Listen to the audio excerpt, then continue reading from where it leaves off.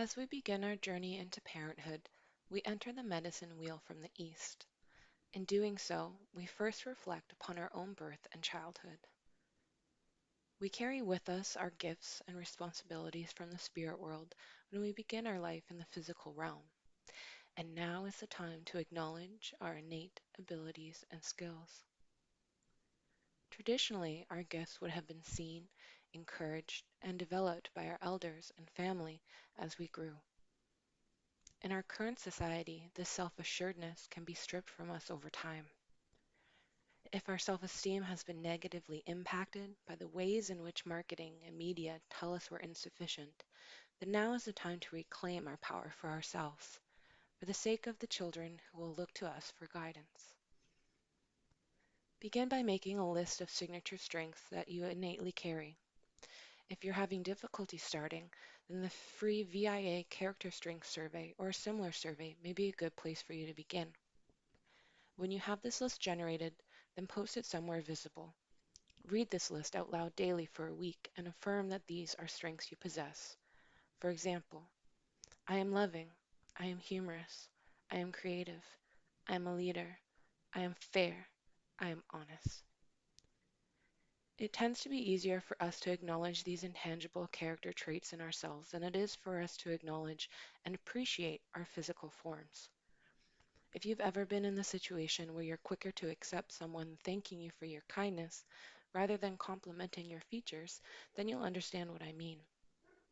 However, when we become new parents and exhaustion is wreaking havoc on our mental states, it's important to acknowledge and appreciate the work our bodies do to carry us through in times when we don't have the mental fortitude to operate on anything more than autopilot. For this next wave of affirmations, we'll be focusing on just that, appreciating and giving thanks to our body. As you move through the week, be mindful of how your body supports you. Each day, choose another part of your body to focus on. Keep a gratitude journal, write a sticky note, type a letter, or write on a calendar the ways in which this part of your body supported you through the day. For example, I acknowledge and express gratitude for my arms and hands that allow me to express my creativity through art, that allow me to type out my thoughts, that allow me to hug my family and friends and physically feel their love, and that allow me to play volleyball in my downtime. These exercises may feel difficult and unnatural at first, but reconnecting to these parts of ourselves will be important for the birthing process and for the adjustments to come afterwards. When we operate from a place of self-assuredness rather than self-sabotage, we allow ourselves to be more positively present in our birthing experiences.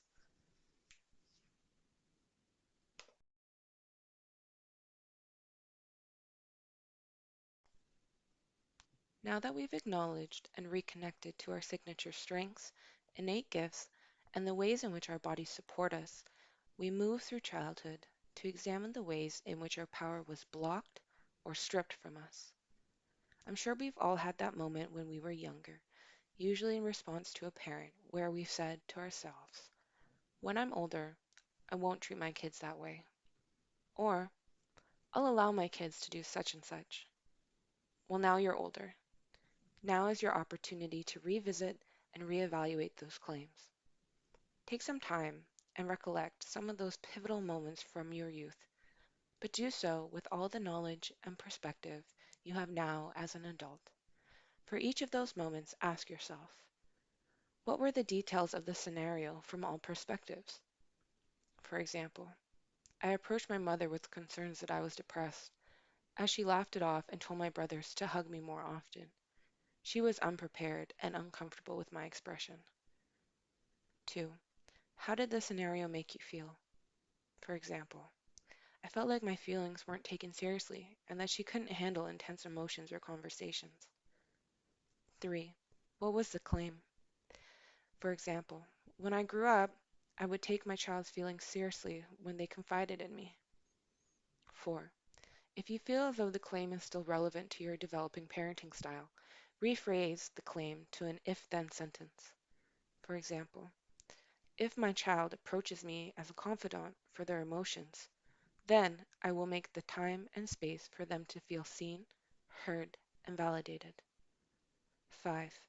Make peace with this moment from your past by affirming you have the tools and knowledge now, and by practicing forgiveness to those in the situation which may be your parent or it may be yourself. For example, I acknowledge that my mother didn't have the tools or skills to support me in this area of my life. I forgive her for her limitations. However, I am able to provide this comfort and compassion for myself and my child. As humans are wont to do, we tend to reflect more on the negative memories than the positive ones. Perhaps throughout the previous exercise, you've come to realize that your primary caregivers fell short in many ways, and that's okay. Historically, our Indigenous communities placed our vulnerable children at the center, surrounded by our elders who played a huge part in raising them. Our Two-Spirit community members, mothers, and fathers were on the outer circles and provided food and protection.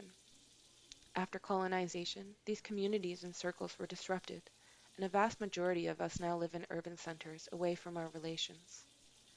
However, we all have people in our life who have stepped up in some way to become caregivers, teachers, elders, pseudo-parents, or nurturers. This is a time to reflect on those people and the lessons they provided you. Ask yourself, who are your influential teachers, service providers, healthcare professionals, role models, or caregivers? What signature traits do you admire in them? What values or morals did they imbue you with? In what ways did they support, encourage, or validate you? If you can, write a gratitude letter to thank them for being a positive influence in your life, even if you can't or decide not to deliver the letter. Did you include yourself on this list? If not, go back and follow the steps for yourself. The significance of this exercise is to allow us to see the vastness of our communities and the important roles each community member plays in our development and well-being, even if they aren't blood related, as well as their long-lasting impacts, regardless of if they were just in our lives temporarily. It begins to get us reflecting on the concepts of community, community support, and who will be part of our children's communities. For this exercise, draw a circle and place your child in the middle of the circle. Draw another circle around the outside, and between the two circles, write the names of the influential people you'd want your child to have the closest relationship with, and the ones that will regularly be there for you and them. Next, draw another outer circle and write the names or business names of support people that will either play a direct or indirect role in your child's development between those two circles. This could be healthcare providers or service providers or distant relations. Next, take stock of your circle. Does it feel that anyone is missing? Are there people you can ask to play a larger role in supporting you or your child? Are there services that you require that you haven't accessed yet? Now is the time to ask, to research, and to fill in those gaps to complete your circle before baby comes, and to have those talks so that they're clear about the role you intend for them to play.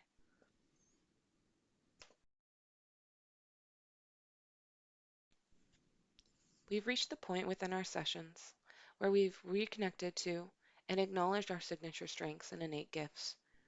We've learned the ways in which our power was stripped from us as children and how to prevent the repeating of cycles.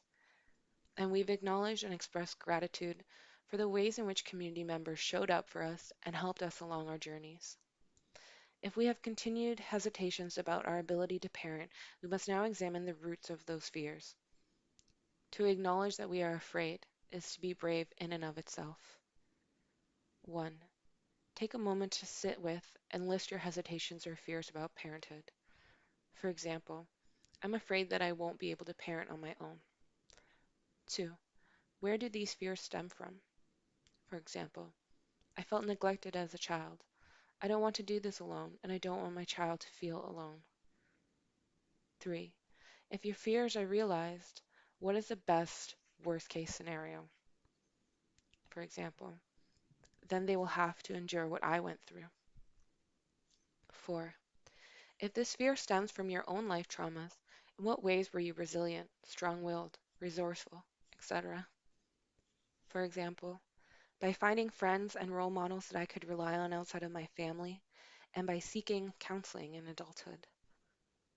5. Provide a mantra or affirmation for release.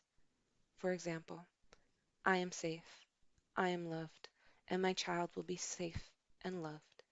Or, I am confident in my skills and abilities to parent my child from a place of love and security.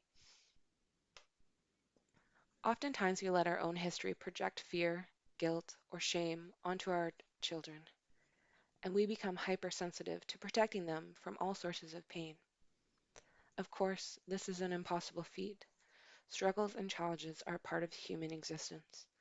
By acknowledging the ways in which our trauma manifests itself, we can begin to appreciate the magnitude of strength that got us through. Our children are resilient. If we honor and encourage that resilience in them, they will have that much more strength and adaptability when the time comes for their trials and tribulations.